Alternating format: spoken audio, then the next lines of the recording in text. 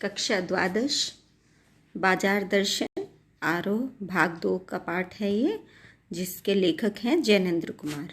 आज हम पाठ का सारांश पढ़ेंगे और जैनेंद्र कुमार का संक्षिप्त परिचय जानेंगे। जैनेंद्र कुमार हिंदी में प्रेमचंद के बाद सबसे महत्वपूर्ण कथाकार के रूप में प्रतिष्ठित हुए। जैनेंद्र कुमार का अवदान बहुत व्यापक और वैविध्यपूर्ण है। अपने उपन्यासों और कहानियों के माध्यम से हिंदी में एक सशक्त मनोवैज्ञानिक कथाधारा का प्रवर्तन किया। बाजार दर्शन पाठ का मूल तत्व क्या है, अर्थात इस पाठ में किस चीज़ पर बहुत अधिक चर्चा की गई है। बाजार दर्शन जैनेंद्र जी का एक महत्वपूर्ण निबंध है। कई दशक पहले लिखा गया जैनेंद्र का लेख आज भी समसामयिक, कहीं दार्शनिक अंदाज में तो कहीं किस्सा गो की तरह अपने परिचितों मित्रों से जुड़े अनुभव सुनाते हुए यह स्पष्ट करते हैं कि बाजार की जादुई ताकत हमें कैसे अपना गुलाम बना लेती है। अगर हम अपनी आवश्यकताओं को ठीक ठीक समझकर बाजार का उपयोग करें तो इसका लाभ उठा सकते हैं, लेकिन अगर हम ज़रूरत को तय कर पाने की जगह उसकी चमक धमक में फंस गए तो वह असंतोष, तृष्णा और ईर्ष्या से घायल कर हमें सदा के लिए बेकार बना सकता है। ये हम सभी जानते हैं कि अगर बाज़ार की चमक दमक में हम उलझ जाते हैं तो कहीं ना कहीं हम उन चीज़ों को ना पाने के कारण असंतोष हमारे मन में उत्पन्न होने लगता है और उन चीज़ों के प्रति हमारे मन में लालच भी उत्पन्न होती है, लालसा भी होती है और दूसरों को उन चीज़ों के साथ देखकर ईर्ष्या भी होती है, जो हमें सदा के लिए बेकार बना सकता है। पाठ का सारांश इस प्रकार है। लेखक के मित्र बाजार गए और बाजार से लौटने पर हाथ में बहुत से बंडल थे। लेखक ने पूछा, यह क्या? तो मित्र ने इतना सामान खरीदने का दोष अपनी पत्नी पर डाल दिया। लेखक ने कहा, इतना सामान? तो मित्र ने सामने मनी बैग फैला दिया। मित्र ने कहा, यह देखिए, सब उड़ गया। अब जो रेल टिकट के लिए भी बचा हो, अर्थात पूरा जेब बटुआ उनका खाली हो चुका था, उनके पास कुछ भी नहीं बचा था। लेखक कहते हैं, यह तो सत्य है कि आदिकाल से पति से पत्नी की प्रमुखता प्रमाणित है और स्त्री माया जोड़ने के बारे में प्रसिद्ध है।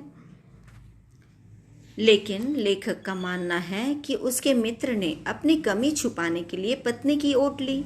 असल में तो सामान खरीदने के पीछे मुख्य तत्व है मनी बैग, अर्थात पैसे की गर्मी। पैसा पावर है और उस पावर को दिखाने के लिए अगर मकान, कोठी, माल असबाब ना हो तो पैसे का महत्व नहीं रह जाता। परचेजिंग पावर यानी सामान खरीदने की ताकत ही पैसे का असली उपयोग है। लेखक के मित्र ने भी सामान ज़रूरत की तरफ देख कर नहीं खरीदा, बल्कि अपनी परचेजिंग पावर के अनुपात में खरीदा। लेखक कहते हैं कि इस सिलसिले में एक और महत्व का तत्व है, वह है बाजार, क्योंकि बाजार ग्राहकों को आमंत्रित करता है और जैसे कहता हो, आओ मुझे लूटो और लूटो, सब भूल जाओ, मुझे देखो, मेरा रूप और किसके लिए है, मैं तुम्हारे लिए हूँ। नहीं कुछ चाहते हो तो भी देखने में क्या हर्ज है, अजी आओ भी। ये बाजार लोगों को पुकार कर कहता है। लेखक के अनुसार बाजार का यह आमंत्रण यद्यपि मूक होता है, यानी वो बोलता नहीं है, चुप रहता है, लेकिन उसके द्वारा मन में सामान के लिए चाह जगती है। चाह का अर्थ हुआ अभाव। बाजार में खड़े आदमी को लगने लगता है कि उसके पास काफ़ी नहीं है, उसे और चाहिए। इस तरह से बाजार ग्राहक के मन में हीनता की भावना उत्पन्न करती है। जैनेंद्र जी एक और मित्र की बात बताते हैं। उनका मित्र दोपहर से पहले बाजार गया और शाम को वापस लौटा तो आया खाली हाथ। हम लोग भी कई बार बाजार जाते हैं तो ऐसा ही हमारे साथ भी होता है। जाते हैं जो लेने के लिए, वो बिना लिए ही लौट आते हैं। लेखक ने जब उससे पूछा कि इतनी देर कहाँ रहे, तो वह बोला, बाजार देखते रहे। लेखक ने आश्चर्यचकित होकर पूछा, सामान तो कुछ भी नहीं लाए? तब वह बोला, हाँ, यह समझ में नहीं आता था कि ना लूँ तो क्या। सभी कुछ तो लेने का जी होता है। कुछ लेने का मतलब है कि बाकी छोड़ देना, और मैं कुछ भी नहीं छोड़ना चाहता था, इससे मैं कुछ भी नहीं ले सका। इस उदाहरण के माध्यम से जैनेंद्र जी ये कहते हैं, अगर मन में क्या सामान लेना है यह निश्चय नहीं है तो सब लेने की इच्छा तुम्हें घेर लेगी, जिसका परिणाम केवल दुख होगा। बाजार एक जादू है। यह जादू हमें आँख के माध्यम से अपनी ओर आकर्षित करता है। यह जादू ठीक वैसा है जैसे चुंबक का जादू लोहे पर चलता है, अर्थात चुंबक की तरह बाजार लोगों को अपनी ओर आकर्षित करता है। बाजार का जादू तब और चलता है जब जेब भरी हो और मन खाली, अर्थात मन में इच्छाएं कभी खत्म ना होती हो और जेब में पैसे भी ना खत्म होते हो। यहाँ मन खाली होने से लेखक का अर्थ है कि ग्राहक का अपनी ज़रूरत के सामान के प्रति निश्चित ना होना, और फिर वह लेखक के पहले मित्र की तरह जेब भरी होने पर बिना वजह बाजार से सामान खरीद लेता है और बाद में पछताता है। लेखक केवल बाजार के जादू के बारे में ही सावधान नहीं करते, बल्कि इस जादू से कैसे बचा जाए इस पर भी विचार व्यक्त करते हैं। लेखक कहते हैं कि अगर गर्मी में लू में जाना हो तो पानी पीकर जीना चाहिए, तो लू नहीं लगेगी। उसी तरह जब बाजार जाना हो तो मन भरा हुआ होना चाहिए, अर्थात मन में अपनी आवश्यकता के प्रति निश्चितता होनी चाहिए। बाजार का असली महत्व है आवश्यकता के समय काम आना, ना कि ग्राहक को अपनी ओर आकर्षित करके उसे अनावश्यक सामान खरीदने के लिए प्रोत्साहित करना। लेखक एक और बात स्पष्ट करते हैं कि मन खाली होने का अर्थ मन को बंद करने से नहीं है। अगर सभी इच्छाओं का निरोध कर लो तो वह जड़ता अर्थात मूर्खता है। जैसे अगर अपनी आँख फोड़ डालें तो क्या हमें सपने देखने बंद हो जाएंगे? यह तो हठ है, दृढ़ जिद है। इस तरह से तो मन व्यापक की जगह सन की और विराट की जगह क्षुद्र होता है। क्षुद्र मतलब छोटा हो जाता है। अतः उपाय यह है कि हमें मन की भी सुनना चाहिए, लेकिन मनमाने की छूट मन को ना हो।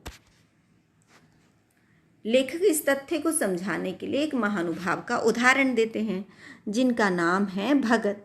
भगत जी यद्यपि पढ़े लिखे नहीं हैं, लेकिन उनका जीवन उन पढ़े लिखे लोगों के लिए उदाहरण है जो बाजार के जादू में फंसकर अनावश्यक सामान खरीदते हैं और बाजार को निरर्थक करते हैं।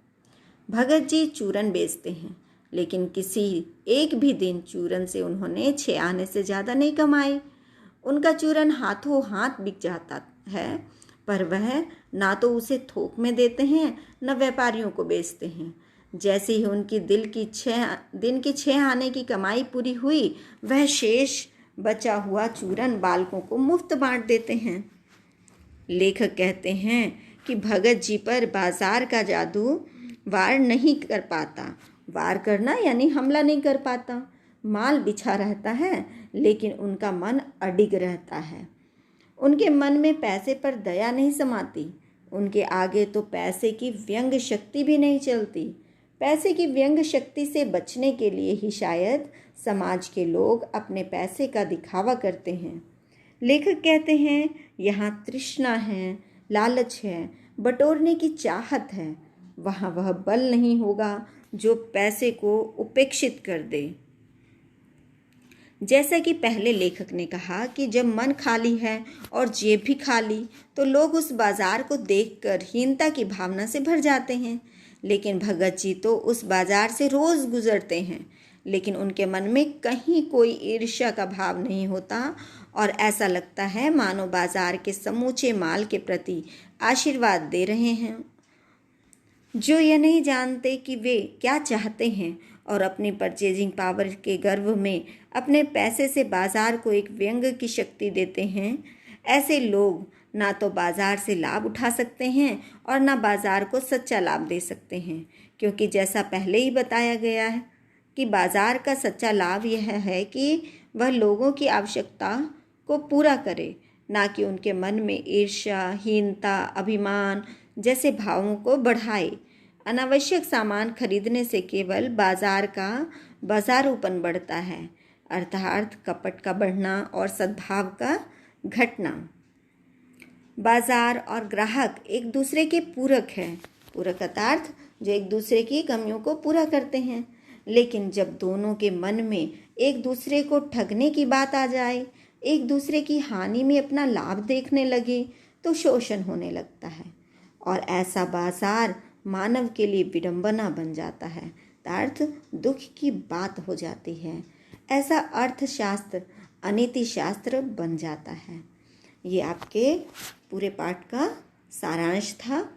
उम्मीद है कि आपको समझ में आ गया होगा। धन्यवाद।